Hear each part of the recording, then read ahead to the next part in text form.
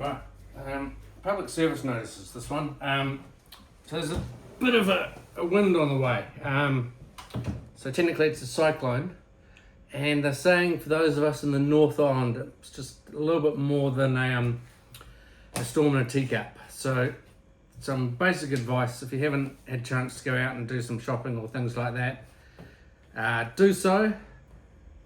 If you don't absolutely have time to do that at all, there's a few things you can do.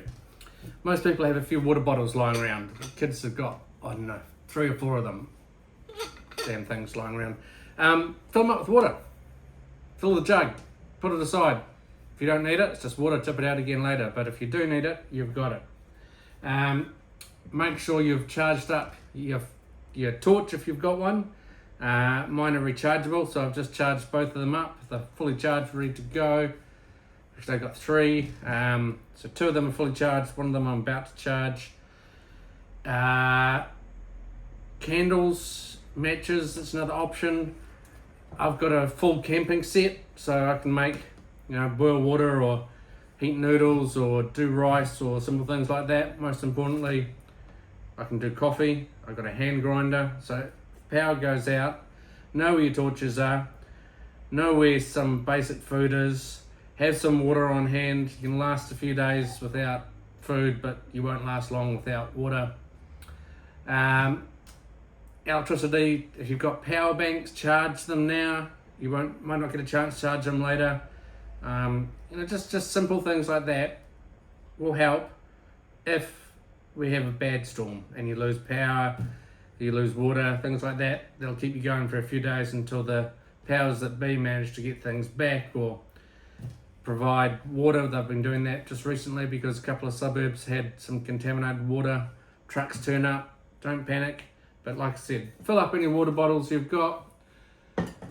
Charge your phone power bank things if you've got them, so you've got some electricity to keep your phone ticking over, because once the electricity goes, you won't be able to charge anything. Make sure your torches are charged, you know where they are, or if you've got spare batteries, make sure they're charged, make sure you know where they are. Just basic things. It's supposed to be a fast one, so it's supposed to come in, dump a bunch of water, whip around a bit. Apparently it's travel at 25k an hour, so it should just come in, go, take off again. If you're in the Coromandel, they say your guy's going to get hit. Most of the upper North Island is on an orange warning. You guys are on a red warning, so that's bad. Make sure anything that's loose in your garden, like trampolines or furniture or things like that, are tied down out of the way. You don't want them whipping around, breaking stuff. You don't want them whipping over the fence and hurting the neighbours.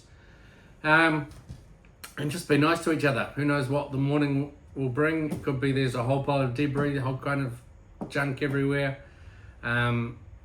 Just, help each other out if you can. Be a good Kiwi. Know where an axe or a machete is. That's, where I come in. I've got my axe all ready. I've got several of them, lots of them, all ready to go. Machete's sharpened up, cookery's ready to go. If a tree comes down or something, chop that up, tidy it up, pull it out of the way. I've got a chainsaw in the shed as well, but there's nothing really that big around here that, or at least on my area, that a machete won't deal with. And just look out, keep an eye on each other, look out for people, particularly the vulnerable, the older. Make sure your neighbours are fine. Just because you've got electricity doesn't mean the house next door hasn't had a failure.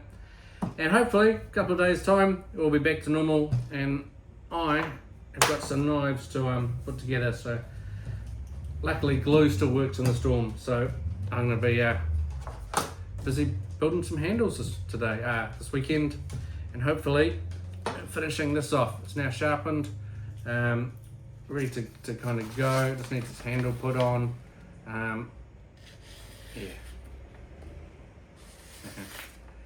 So yeah, that's what I'll be doing. So look after yourselves, look after your neighbours, and hopefully it's just, like I said, a storm in a teacup, but maybe it won't be.